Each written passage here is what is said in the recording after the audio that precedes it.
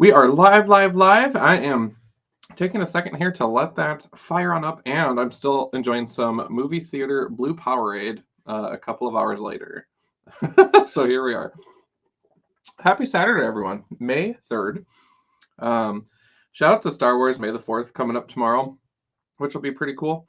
And lots of fun things to talk about, though. It's been kind of a cool week on a lot of fronts.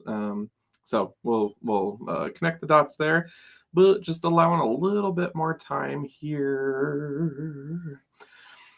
Today, just so you guys know, we'll be visiting a little bit about my adventures with Turbulent Games in Sioux Falls, as well as free book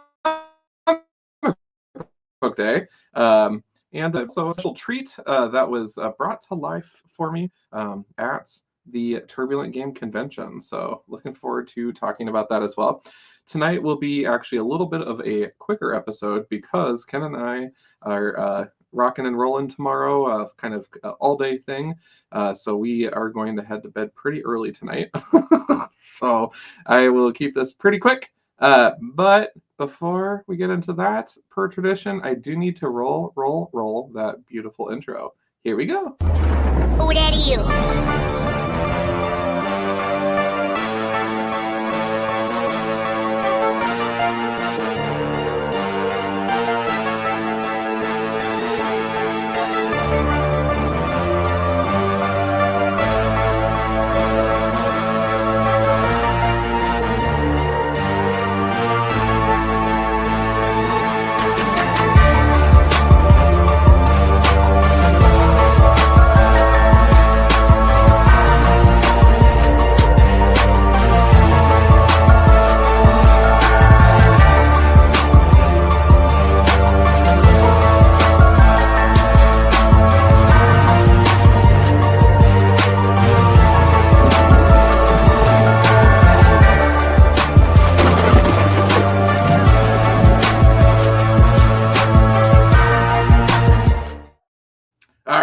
Welcome to Comics by Night, everybody. It's your boy, the Comic Book Keeper, aka John, or the other way around, whichever way you prefer.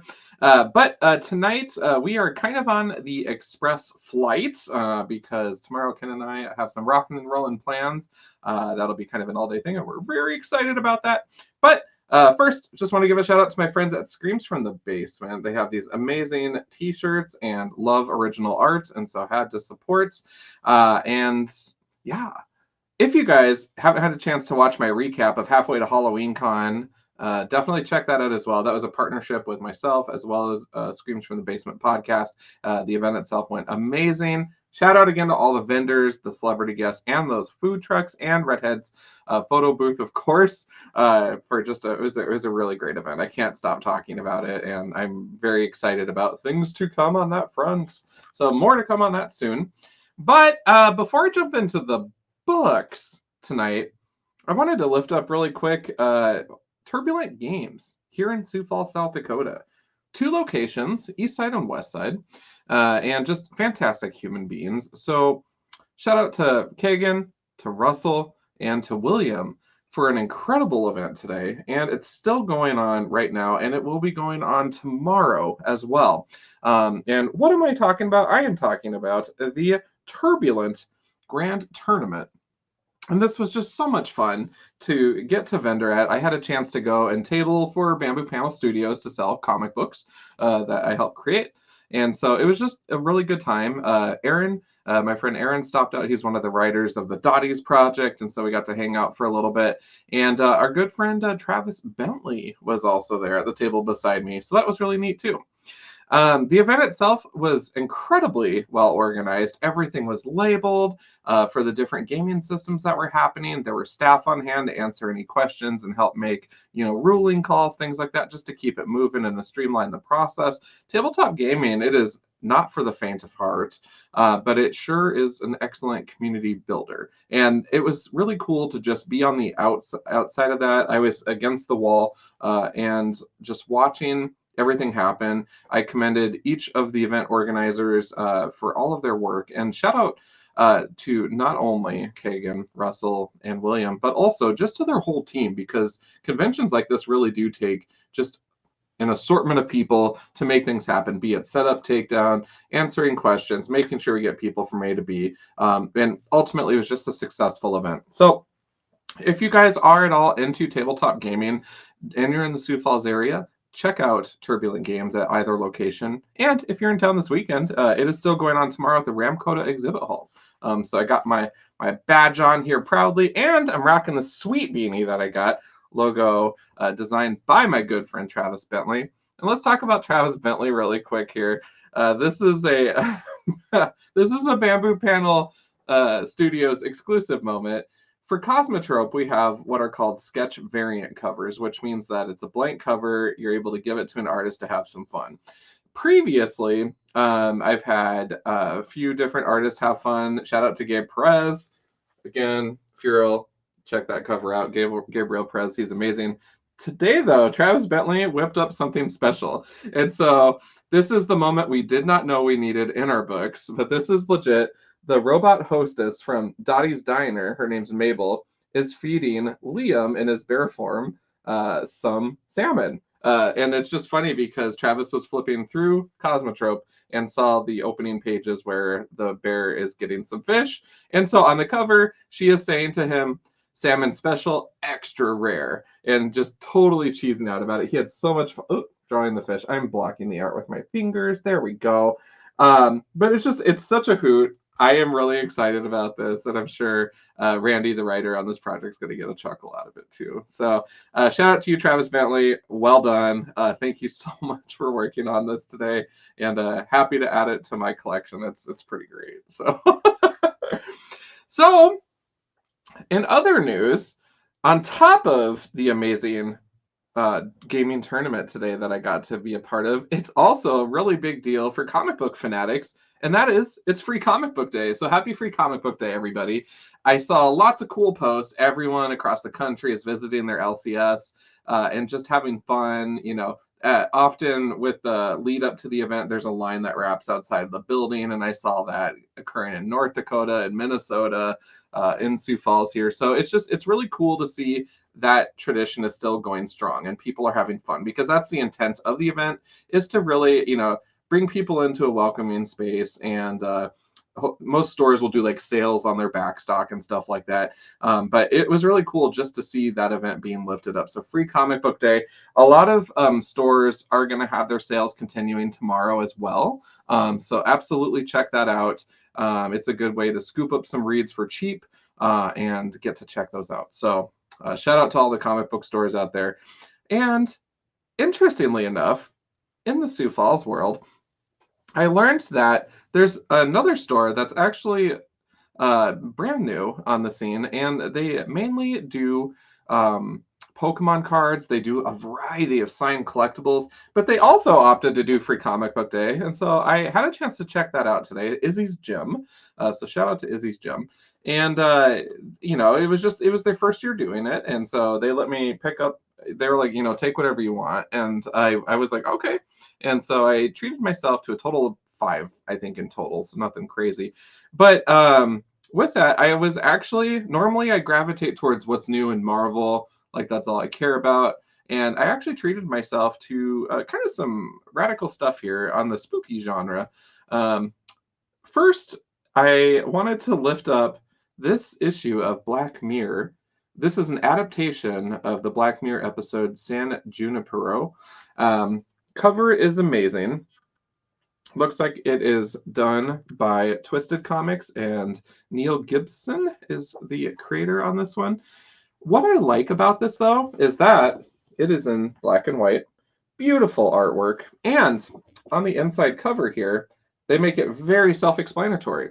So they say, this is a sample with some finished inks and some roughs, which means before the inking process, it's roughed. And we'll go through that. So you can see how we made it. The final will be in color. On the 1s and 2s for creative team, we have writer Neil Gibson. We have story done by Charlie Brooker. Inks by Samantha Dodge, which is pages 2 through 15, and inks when it's a little more polished, ready for colors. Roughs are done by Flavio Soares, and cover by Butcher Billy. Letterer and designer Rob Jones. So ultimately, what I did not know, I don't know that I've seen the original episode of this, first of all. So when I was reading it, this was all fairly new to me. If I have seen the episode, it's been a significant amount of time where I don't remember it. But I just wanted to lift up the artwork and also just point out the slow transition from inks to roughs. And I'll show you guys what roughs look like and feel like here. I actually have never seen it really delivered this extensively before, but on the right-hand side there, you're going to see the roughs with full lettering. So often the lettering isn't done until like everything's ready to rock and roll, at least how I've done it. So just because I've done it a certain way clearly isn't the right way. And I love that this book is existing right now, giving us the behind the scenes kind of peek at everything. It goes so far as to have full pages of roughs where nothing is inked, but the letters are there, the dialogue is there, and you can follow along in the story. Ultimately, my favorite part about this issue is actually the content at the end. And this is what is called, normally there's like letters back here, you know, in a Marvel book or whatever, but this is Behind the Broken Mirror. And this is where Neil Gibson honestly just kind of explains, you know, hey, we chose to adapt in the episode of San Juniper, and they actually pulled data about universally loved episodes, which I thought was really cool. So this wasn't just a, hey, let's throw a dart and see which episode we want to do. This was, let's see what stories might be really cool. So ultimately, I will say that this story was one part, so it ends on a cliffhanger of, hey, what happens next? But we have a couple of main characters. Kelly is kind of this know-it-all girl. She's very confident in herself. And she then meets another girl who we don't really know the name to until Kelly confronts her at the diner and uses her for cover to like get rid of this guy that's talking to her. And so I'm trying to find her name here because when she said it, I was like, what? I think it was like Yorkie or something like that. Let me see if I can find it. Yeah. She slides into the booth and says, yeah, just go along with whatever I say. And then this guy, Wes, is pestering her. And she's like, hey, look, we had a good time last week. I don't want to talk to you right now. I'm with my friend. She has 6 months to live. And then Yorkie goes, 5 months, actually, which I thought was kind of funny.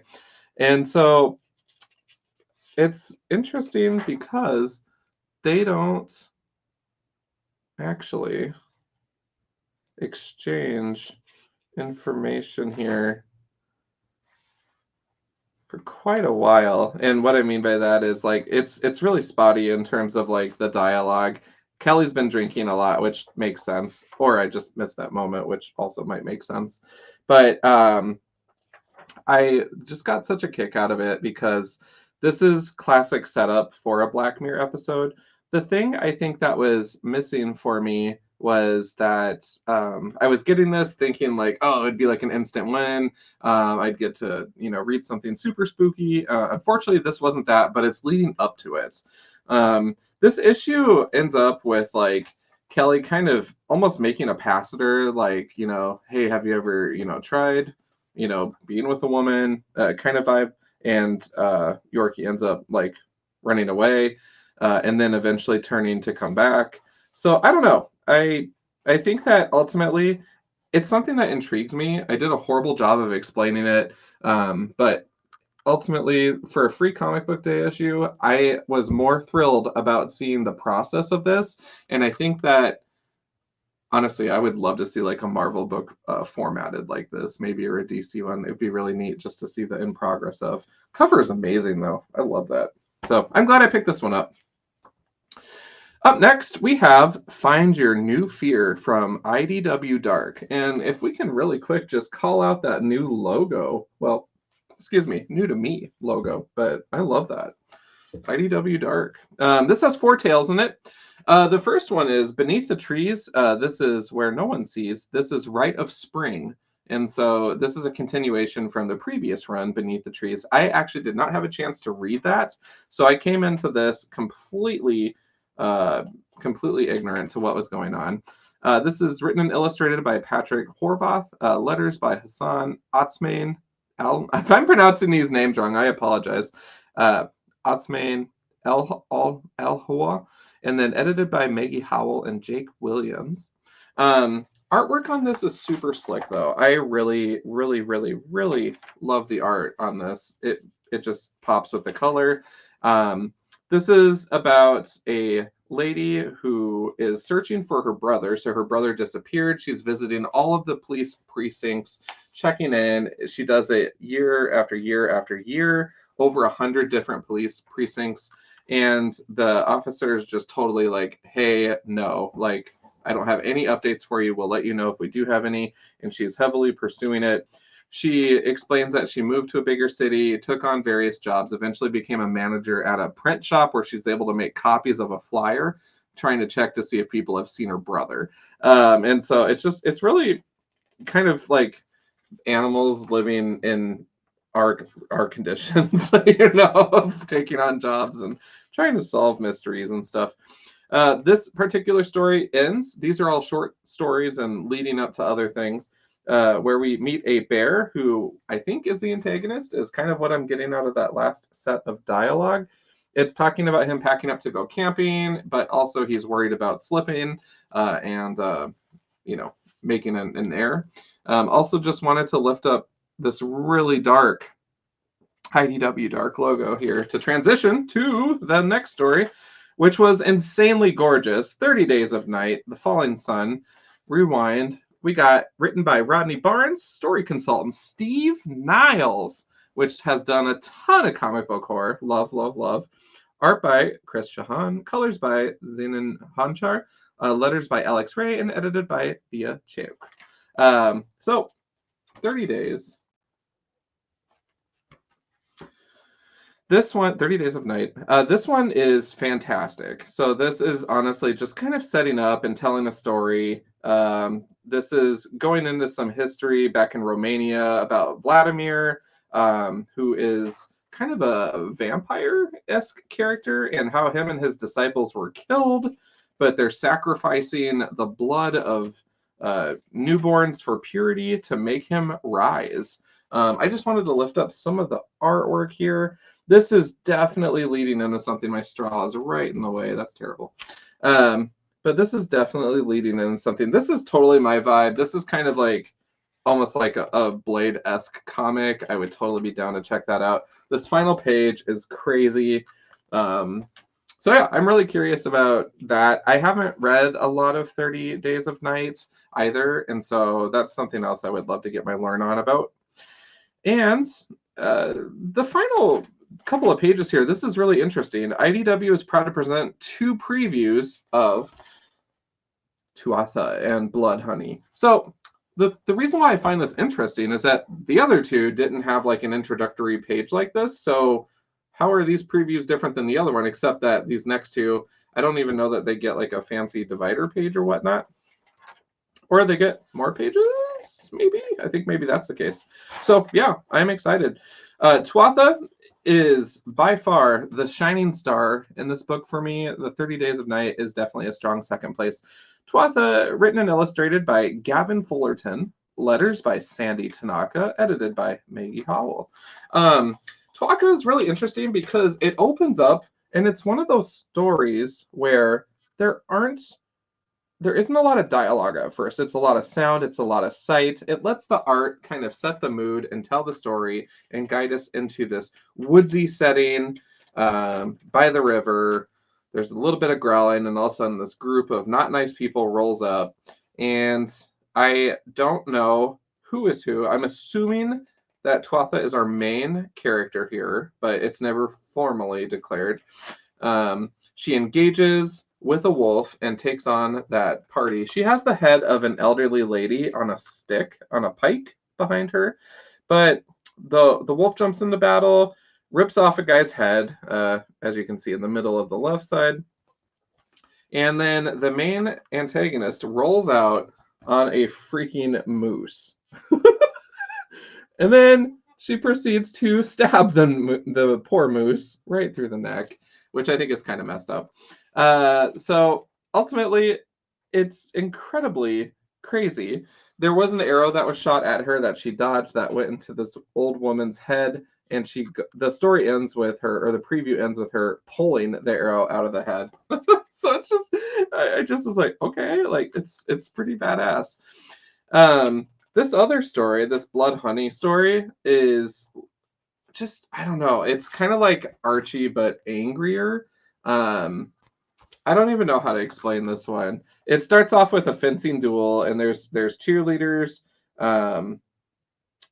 where Vanessa de la Mora is on top. So she's the head cheerleader. She's the queen bee in charge. The panel here is depicting one of the cheerleaders kind of showing weakness in the pyramid. She might fall, and that comes into play a little bit later. There are two gentlemen dueling in the Mandalay Academy, and it's the Crusaders versus the Swashbucklers. So it's like two different teams, I guess, at this school. It's funny because there's Edgar St. Clair and Jimmy Chaney, and so ultimately it goes to Edgar St. Clair, which is the main dude here, and just wow, everyone's going crazy. And then our cheerleader Vanessa runs up and is like, oh my gosh, except the blonde cheerleader is making a move on him, which of course Vanessa does not like. Vanessa. What's with Vanessa this year? So another captain approaches him and says, hey, what about a private match with you and I? A lot of these guys aren't in it competitively like we are. What do you think? And the other guy has like an eye patch. And this panel right here, Edgar goes, and this is messed up, care much for that other eye of yours? So it's kind of like a threat of like, if you go up against me, you might lose it. And then this is where the story gets a little crazy. Vanessa is actually not so, preppy or anything like that. She used a saber during her cheerleader routine and ends up dueling him to the point that she, and this is the title page as well, Blood Honey, to the point that she actually gouges his eye. Talk about poetic justice. And it ends with, oh, Edgar, darling, I'm so sorry. And he goes, it's quite all right. I love you. And then she goes, I love you too. And that's it. Fade to black. Fade to black. So these were two of, I had my eye on a few different free comic book day offerings, but I find that in my collection that those tend to accumulate. So I just didn't really seek that many, to be honest. But I'm really glad I got those two. I'm really thrilled to add this variant cover of Cosmotrope to my collection. So again, thank you, Travis Bentley, for that. And again, shout out to Turbulent Games, you guys. That event was fantastic. It is running tomorrow. So if you're at all interested in checking out just Tabletop Gaming, they have all of their supplies there. And Travis will be there. There's another gentleman as well doing like custom painted miniatures. And so it was really cool, getting to talk to them too. But I am going to bed because we got an early travel situation tomorrow. So thank you guys so much for tuning in tonight. Sorry this one was super quick and I'm all over the place, but looking forward to getting some rest. And hope you guys have a great weekend. Again, happy Free Comic Book Day. For those of you that didn't make it to your shop today, make sure to swing out tomorrow. The sale, if your store is doing a sale, is probably still running through tomorrow too. So I hope you guys have an excellent weekend, and we'll see you guys next time. I'll get back on my normal comic book review schedule, and I promise it'll be a little bit more of the Marvel horror stuff going forward. I just wanted to lift these books up tonight because they just dropped today. So you guys have a good one though, and we'll see you next time. Oh wait, what am I doing? I gotta roll that beautiful video. All right, we'll see you guys.